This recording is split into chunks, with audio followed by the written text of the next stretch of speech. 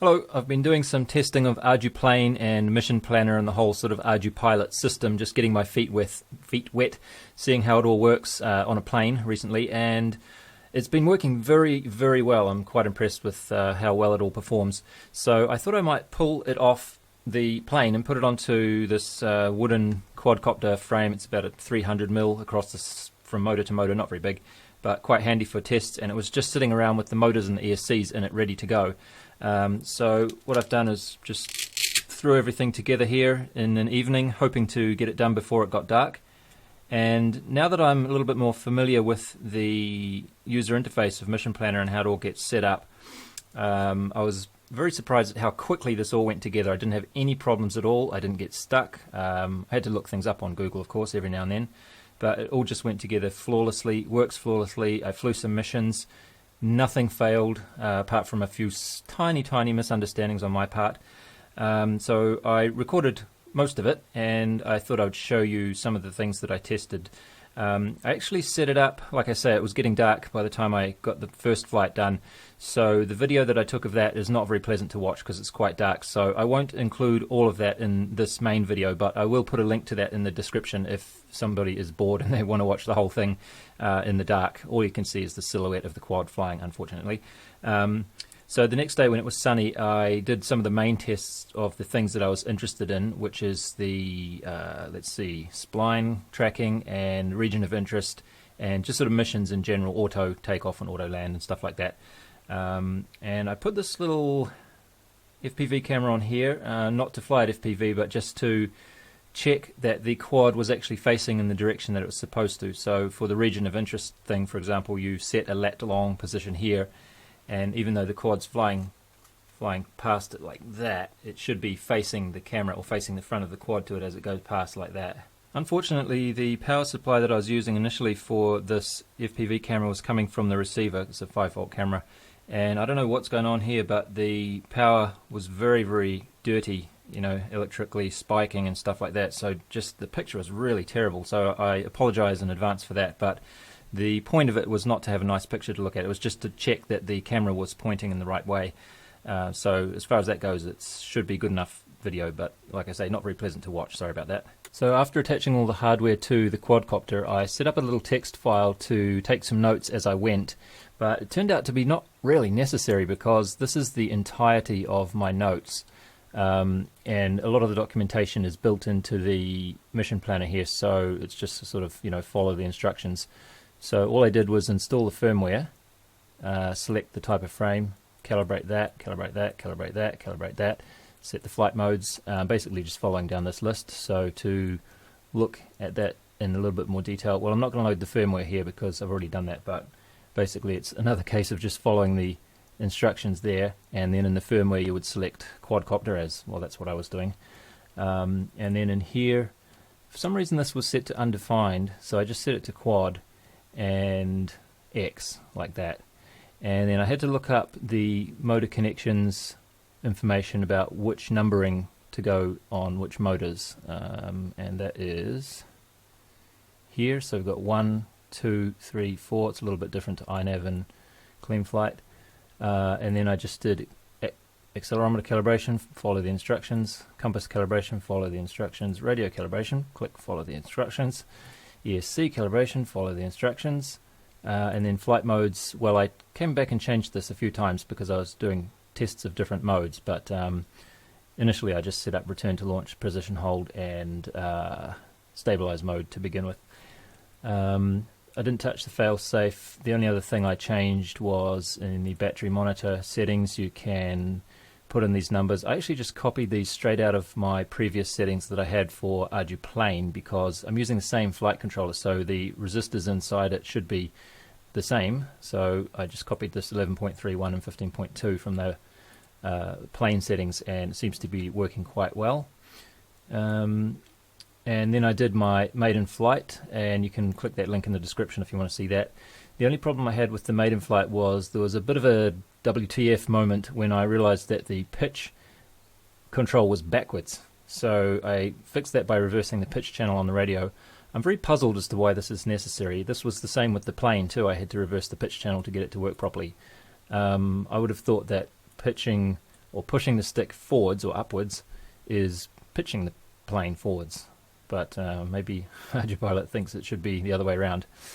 And then before the video I'm just about to show you, I also made these two settings because the circle radius that I wanted to test was a little bit small. I think it was 10 meters default, and I wanted it to be 20 meters and 10 degrees per second rotation rate, just to go a little bit slower in a larger circle. So second day test is what I'm going to show you just now. Okay, second day of testing, beautiful sunny day, just a slight breeze. I have on my switches now loiter, circle and return to launch. So what I'm going to test now is taking off in loiter mode. Should be fine because I tried taking off in position hold mode yesterday and that was okay. And then I want to get it to circle around this tree, and I also at the same time want to figure out how high I need to be to get over this tree, because this is the tallest thing in the area. So if I set my return to launch altitude to clear that, I should be able to flip into return to home from anywhere out in that direction and safely get over this tree and back to here. Gotta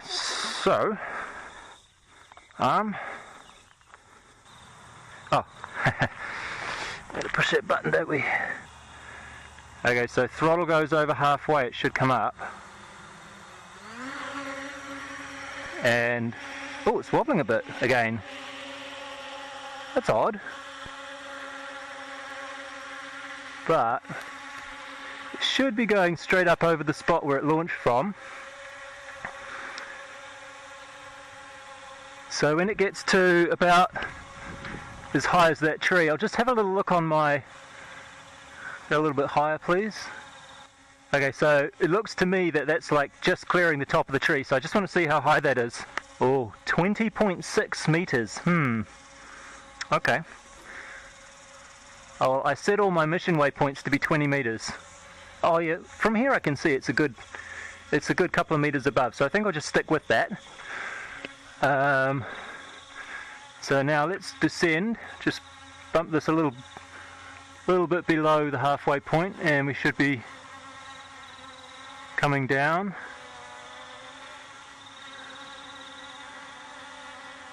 And I'll just see how close it gets to where it started. Oh, it's not. Looks like it's a couple of meters off already. Okay, we can see it's like 2 or 3 meters off, so I'll just move it myself here.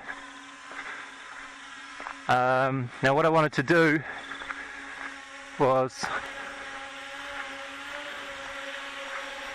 put it just over the side of this fence.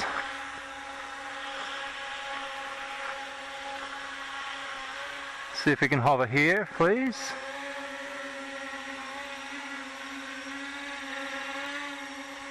Okay, so that is hovering at the same altitude. Wow, isn't that nice?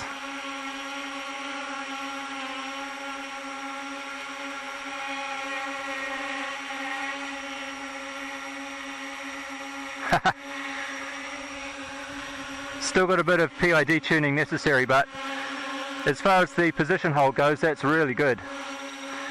Anyway, so this point just here is approximately 20 meters away from the center of that tree. So I wanted to put it up. Let me just face it towards the tree.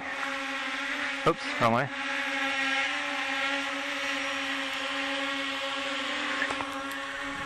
So the idea is it'll be facing the tree when I start the circle, so that the center of the tree will be the center of the circle. That's the idea. So going up now. So I'll just let it get up to almost the top of the tree, and then I'll flip into circle mode, and hopefully we should see it do a nice 20 meter radius circle around that tree. Alright, so flipping into circle mode.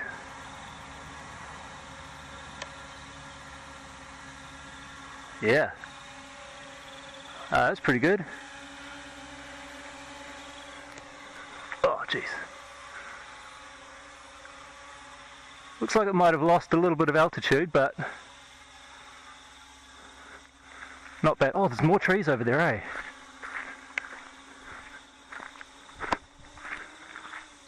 Okay, that was my bad. I forgot about that other tree there. So Let's do it at this altitude, eh? Come down a little bit. Right, so circle mode again.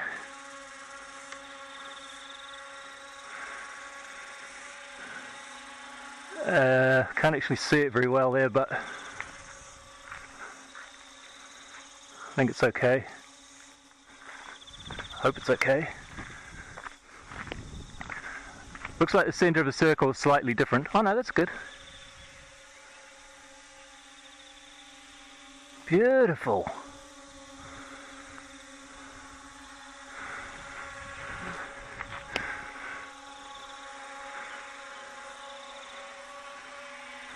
So hopefully we're high enough to clear that tree nicely this time. Yeah, it looks alright.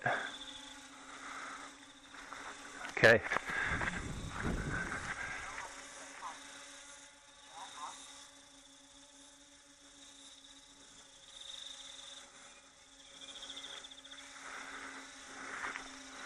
Okay, I'll flip into position hold there again. Nice.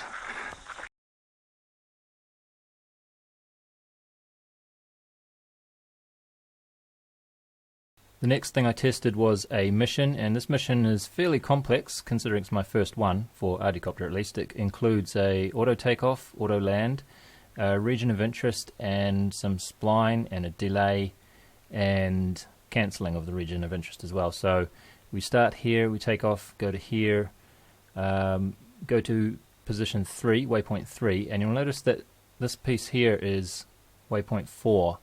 So what this little red one here is the region of interest. So this is the old dilapidated milking shed there that's going to be the focus for the camera from this point on. So when it gets to position 3, it's going to flip around or turn a little bit to face this direction, and as it goes from position 3 to position 6, it's going to be keeping this in the front of the view.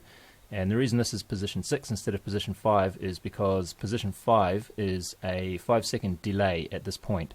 So it's going to get here and stop for 5 seconds before it starts this spline path around, and all the way around the spline path it will be pointing at this region of interest until it gets to this point here, and we can't see it, but there is actually waypoint number 10 right here is where I cancel the region of interest.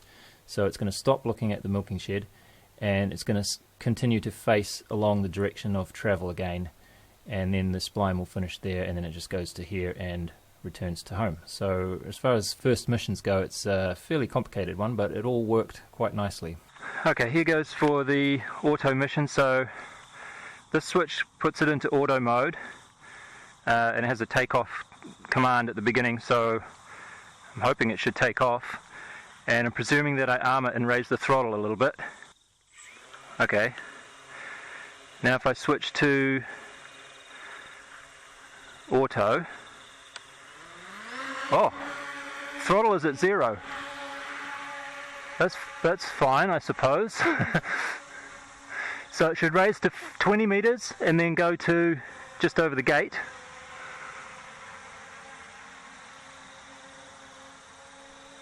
Oh, nice smooth turn. Oh, that's nicer than iNav.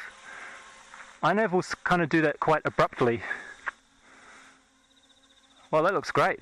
So you won't be able to see that any further anyway, so I'll show you the FPV view from this point onwards, but unfortunately I'm just wondering if that little FPV transmitter is overheating. Yeah, it's a pretty terrible picture, but it does at least let us see what direction it's facing. And you can see that the region of interest is kicked in and the front of the quad is pointing at the milking shed. Now it's going to pause here for 5 seconds. Now it's going to move along a spline. So instead of a straight line, we're going to be splining around. Hopefully it's not going to hit that tree to the right. Should be okay. Oh, that looks great, doesn't it? Nice smooth curve and nice smooth panning of the view. Wow. It's just a pity that this reception is so bad.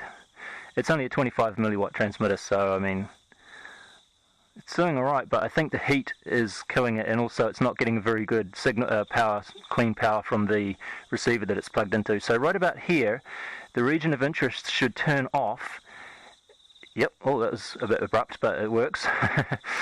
And now it's following along the spline, so it should curve gradually around a little bit, and then round about here it finishes the spline and it goes into straight line again. So we're just heading in a straight line for the area where the point where the road and the trees intersect, approximately. Man, it's working really well.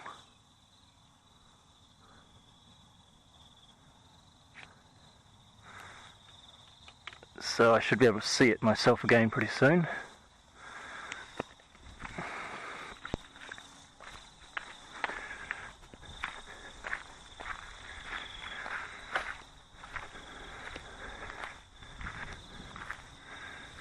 Okay, there we go. Nice smooth movement. And since it's 20 meters up, it's going to come right through between the house and this tree now, but it should be high enough. Oh look, return to home. Oh, it doesn't turn to face where it's going. That's, I think it would be kind of nicer if it did.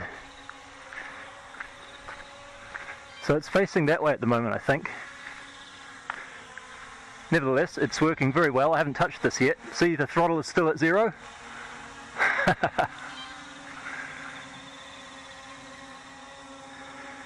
And again, it's about a meter or so, maybe 2 meters off.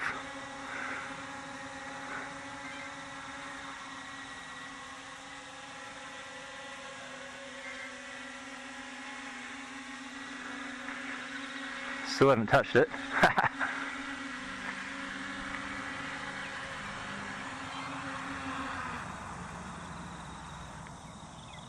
Wow, that's awesome.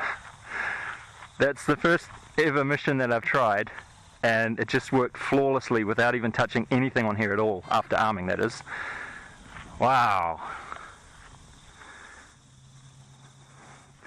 I'm very impressed. I wonder if I have enough battery to do that again. That was cool. Okay, I think I have just enough battery to do that one more time. Kind of forgot how I did this, but it's yeah, arm in loiter mode. Throttle is at 0. Switch into auto. Oh, it's finished the mission. I need to reset the mission on the ground control station. Hold on. Okay, I restarted the mission on the ground control station, so let's try that again. Arm in loiter mode. Throttle is at 0. Switch to auto. Nothing again? I definitely just restarted the mission on ground control. Okay, third time's the charm. I also set the current waypoint to be the first waypoint in the mission this time, so if this doesn't work I really don't know what to do, because that's all I can think of. Okay, auto.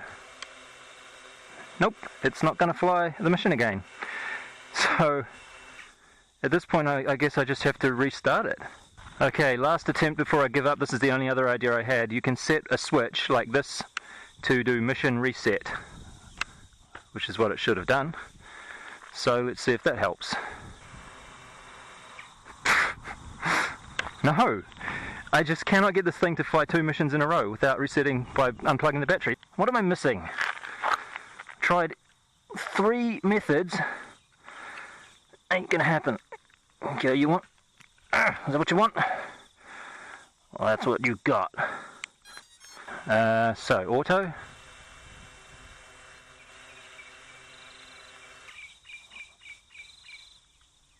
Oh, maybe I do need to lift the throttle. Maybe last time I had just lifted the throttle a little bit, huh? Maybe I just bumped it a tad and it went up and I didn't notice. Is that what it was?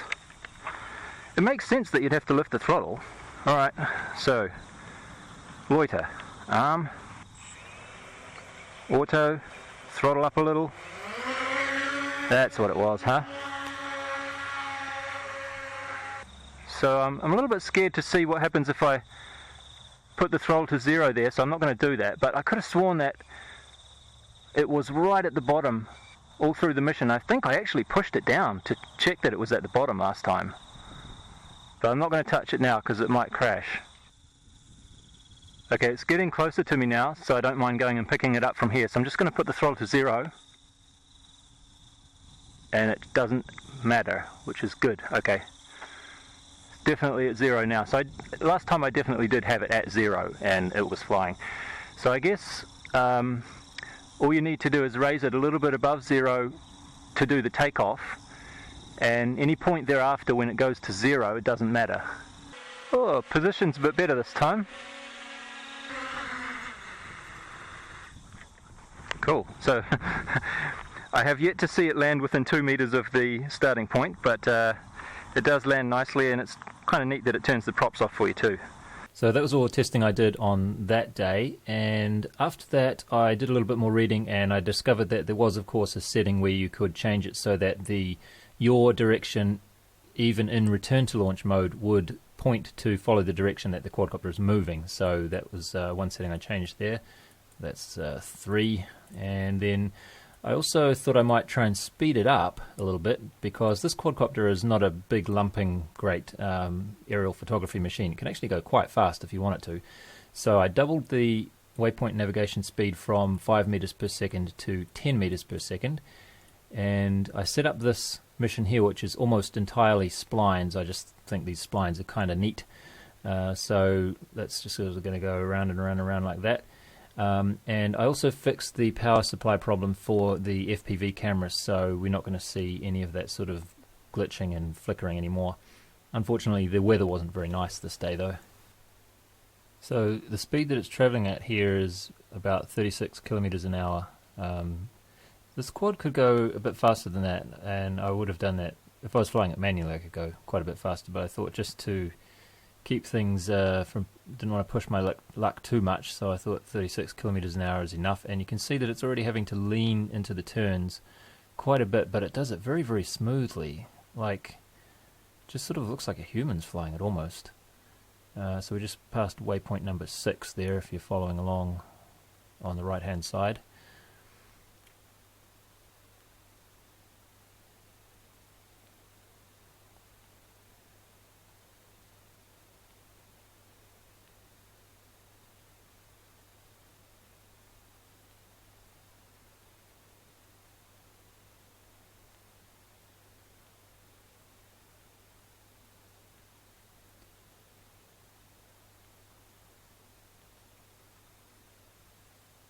So waypoint number 11, no, 12, huh?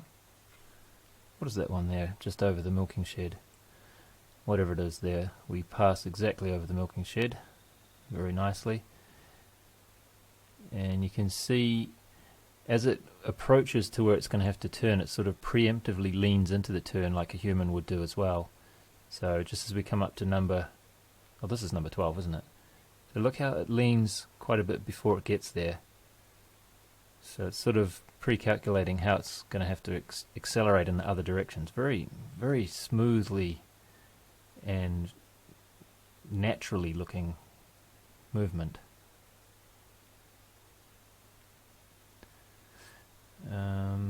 So right about here we switch into return to home. So this is what the return to home behavior will do after that setting that I made. It's actually going to face there. You can see just there, it kicked out of the spline and into the return to launch. It's still going quite fast. But anyway, so you can get it to face the direction of travel during return to launch, and you can see there as it got to the home point it just switched back into the original takeoff yaw direction. So that's where it's at for now. I might explore this a bit more in the future, but for now I'll just finish up with this wheelie bin test, which is where I put it into position hold for an entire battery. And this sped up section here is about 8 minutes, I think, and it's sped up, I think I sped it up at 8 times. And you can see it does pretty well. It stays within about a meter, maybe a meter and a half at the most, box in the sky, and I was quite impressed with it. Anyway, I hope that was interesting. Thanks for watching. See you next time.